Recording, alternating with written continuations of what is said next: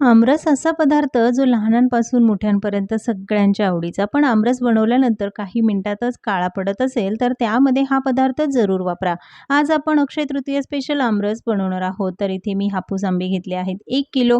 आमरस बनवण्यापूर्वी ते पाण्यामध्ये भिजत ठेवायचे अर्धा ते 1 तास. कारण आंबे उष्ण असतात, ते बाधू नये म्हणून आमरस बनवण्यापूर्वी आंबे पाण्यामध्ये भिजत ठेवायचे.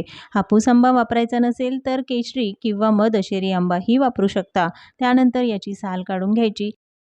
हापूस आंब्याचा रंग बघा, जो बघता क्षणी खावासा वाटेल यासाठीच यामध्ये वेगळा असा रंग किंवा केसर घालण्याची अजिबात गरज पडत नाही. आंब्याचे हे काप करून घेतले, लगेचच मिक्सरच्या भांड्यामध्ये घालून घेऊया. त्यानंतर अर्धा कप यामध्ये थंड दूध घातलं आहे. 3 ते 4 चमचे घालायची आहे साखर. साखर अगदी ऑप्शनल आहे, तुम्हाला आवडत असेल तर घाला, नाही घातली तरी चालेल.